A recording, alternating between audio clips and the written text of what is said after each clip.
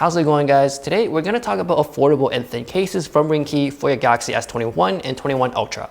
First, I want to talk about the front lip on these cases. On the S21, there is a front lip all around 360, but on the S21 Ultra, the top and bottom are raised up, but the sides are barely even there. But it is raised high enough to the point where the screen will not touch the table, so you don't really have to worry about that. So let's move on to the first case we're going to talk about, which is my favorite out of the bunch, the Onyx. If you like to feel the texture, then this is your case. When you hold the case, you do feel the tiny bumps on the sides, which feels really nice. On the back, there is the smooth matte finish, and you can feel the texture as well. So it feels completely different from the sides.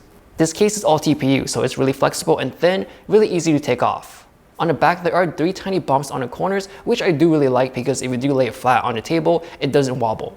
Since this is a pretty thin case, like all the cases I'm going to mention, the protection isn't going to be as good. For light bumps, and if you're going to toss it on the table, that's fine. But if this drops on the table to the floor, I wouldn't really trust it.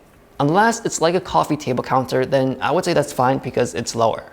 I do like the minimal designs. It do come in black, navy, and dark gray. They also come with prints, but they do cost an extra $1. If you do decide to buy the ones with the prints on them, the back texture still feels the same as the basic one.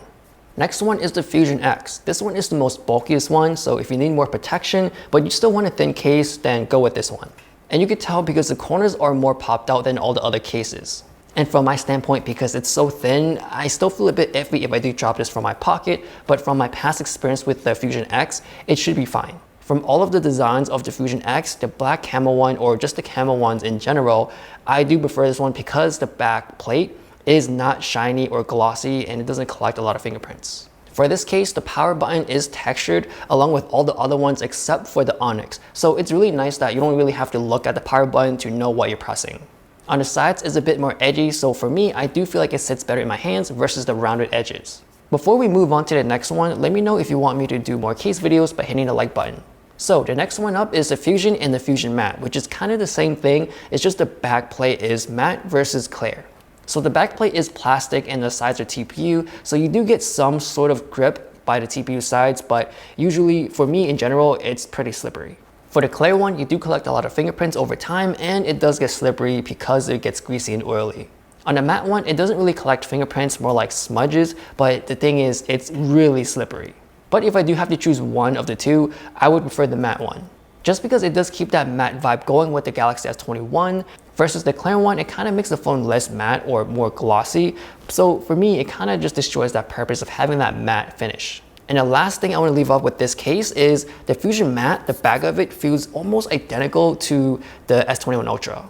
And the last case we have is the Air. This one is just a TPU clear case, so it's nothing too special. For me, I do prefer this type of clear case just because it's grippy all around. And for me, it doesn't really collect as much fingerprints, but it does collect it over time. And out of all the clear cases that I've used, this one is more on the thinner side. So if you really love thin cases and you want a clear one, then I would recommend this. Now the trade-off is, of course, the drop protection isn't going to be as good. Ringke also sent me their Easy Flex screen protector, which is like a wet application, so you would have to apply some water on the screen and screen protector and align it. Now, I'm not a big fan of the screen protector because it feels too gummy for me, so when I'm moving around or swiping around the screen, it feels like it's kind of rubbing against my skin more than gliding. And also, if you do dig your fingers in it, you can see a mark, but that quickly goes away. If you guys are interested in any of these items that I've listed or talked about, I do have the links down below. So that is my overview of the Ringke cases that they sent me for the S21 and S21 Ultra.